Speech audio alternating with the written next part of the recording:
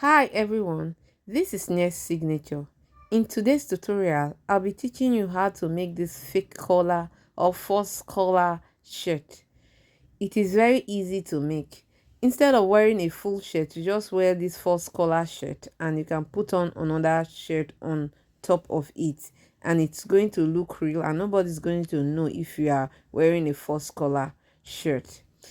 If this is something you're interested in, please stay to the end of the video so that you'll be able to make yours after watching this video. If you are new to my sewing channel, in this channel I post sewing videos, tutorials, how to cut, how to do simple DIYs. So do well to click on the subscribe button and turn on the notification bell so you get notified when I post new videos. So let's go straight to the drafting of this false collar shirt. In drafting of this shirt, I'll be using this paper, pattern paper. So I've drawn out the starting point, as you can see. So what I'm doing at the starting point, I'm measuring the shoulder. So you just take the shoulder of your clients. You can add half an inch to the measurement. So after drafting, marking out the shoulder, and you have confirmed if the shoulder measurement is okay, you go ahead and take the wideness of the neck. So I'll be using 2.5 for the wideness of the neck. That's the neck circumference. And this is the back of the shirt, false collar shirt. This is not the front pattern. Okay, so take note, this is the back pattern. So for the depth, I'm just going to go in just by 1 inch for the back. Okay, 1 inch for the back.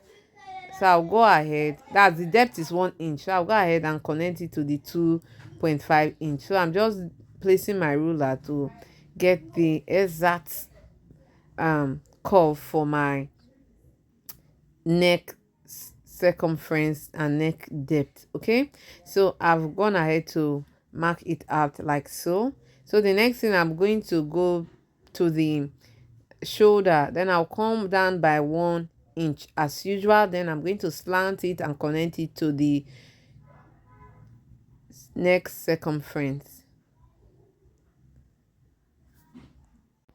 Please give this video a thumbs up, drop your comment in the comment section, and do well to share the link with others.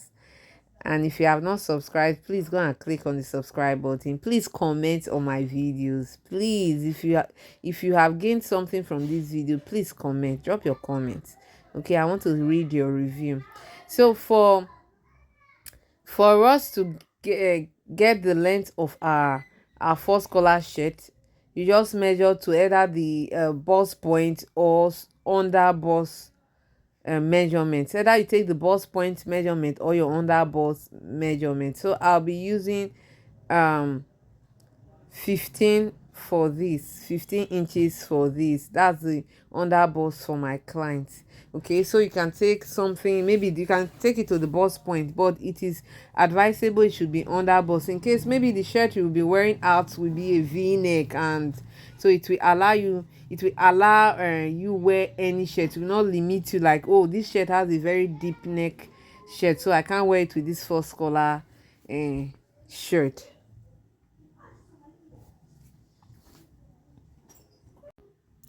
So the next thing I'm going to do right away now is to take my tape rule, starting from the starting line.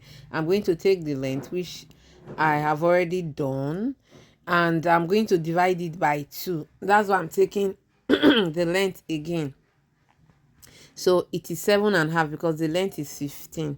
So remember, I didn't take it from the slant shoulder. I took it from the very starting point.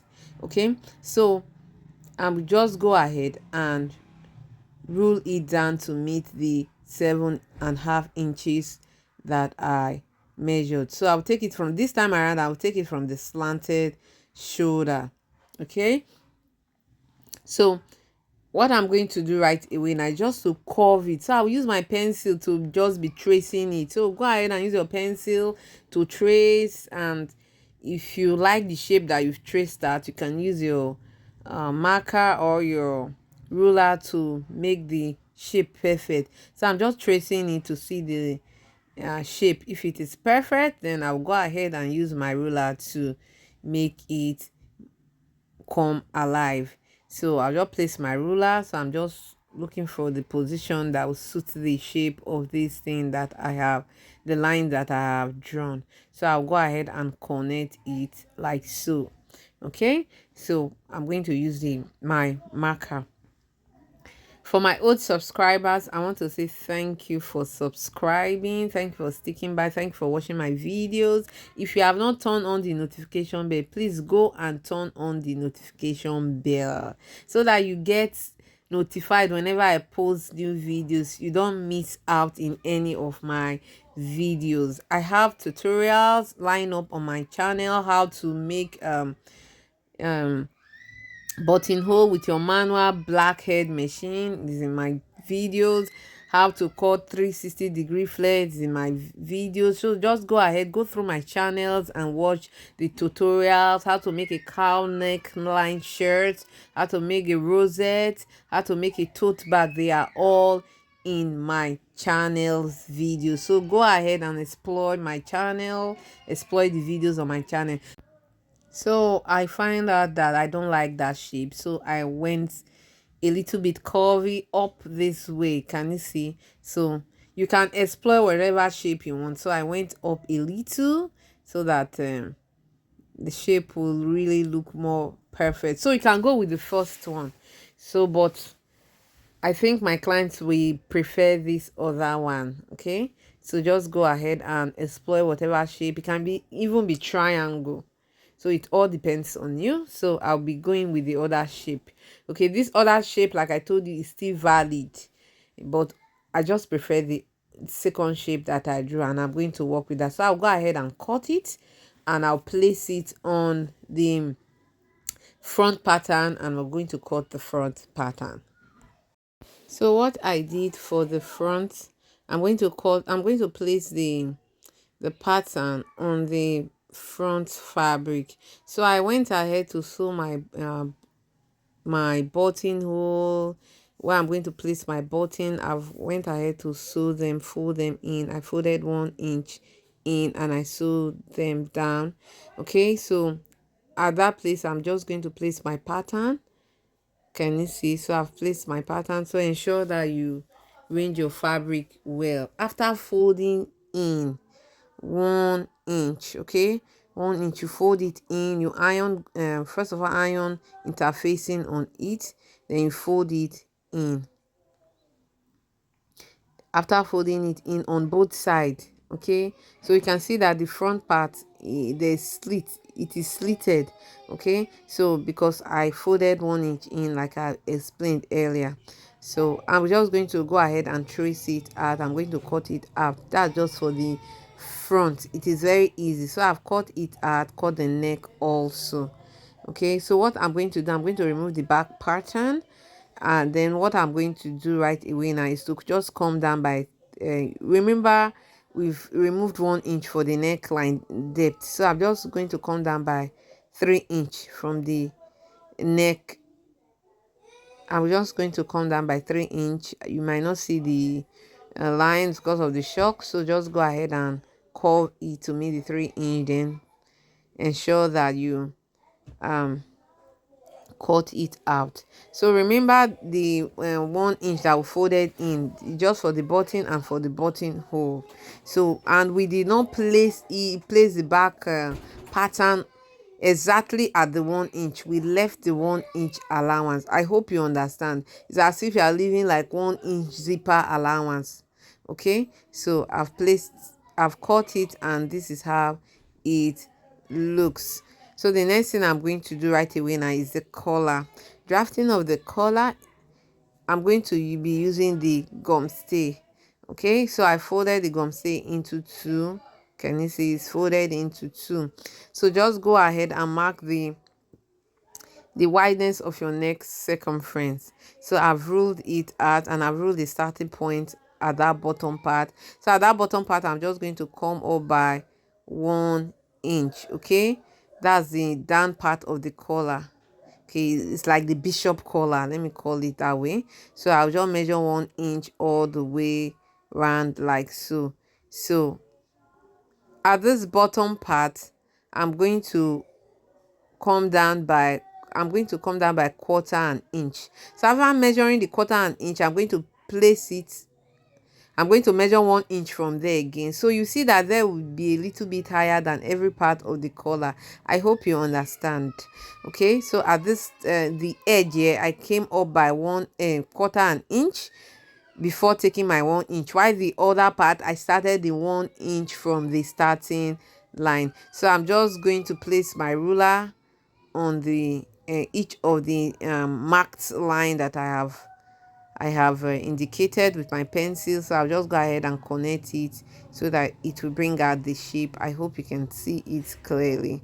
Okay, so that's for that. So for I'm going to use the ruler also to bring out the shape, because it's a little bit slanty and curvy at the upper part. So at the bottom part where I measured one quarter an inch before I started 1 inch for the edge, I'll just go ahead and slant it also to meet the other point where I started measuring in one inch from the starting point. So I hope you understand what I did. So from this place, I'm just going to measure quarter an inch again, then go ahead and curve it. Okay, can you see what I did? Just go ahead and curve it, and our collar is coming out. So what we are going to do next now is the upper part of the collar. So this is like the bishop collar. So I'm just going to come up by quarter an inch also. I'm going to come up by quarter an inch. Okay, if you don't want to follow that method, just go ahead and place your ruler like so at the tip. Let the tip be your starting line, then draw it. You see that every other place will be bigger than the tip. So what you are going to do is just to measure it, or you fold it into two and mark out the line. So whatever it gives you, if you are not folding into two, you want to mark out the line, measure what is on the space like so at the bottom, then replace it at the up. I hope you understand. Okay, so that's what I'm just duplicating the space at the bottom and just putting them at the top. So I'll go ahead and connect it like so. I hope you understand what I am doing here. So just go ahead and connect the lines. So from that will be our starting line for the upper part of the collar. So I'm just covering it well. So another simple way to do is just to fold it into two and just trace out the line at the bottom and replace it at the top. So if you see after the bishop collar, you can see that the shape at the up of the bishop collar is the same thing as the shape at the upper part. Okay, so just go ahead and measure 2 inches here. It depends on how wide you want your collar to look like. So at this point, I'm just going to measure 2.5 inch. So you can make yours 3 if you want yours to be bigger. So I'll go ahead from the line, that starting line, that's the length of the collar. So I'll just come out by 1 inch, okay, or quarter an inch. You can come out with quarter an inch, 1 inch, or you can just use the same neck circumference line. Okay, so at this bishop collar I went in by 1 inch. So from the 1 inch I'm going to connect it to meet that 1 inch that I measured outside like so. So I will just go ahead and connect it at the top.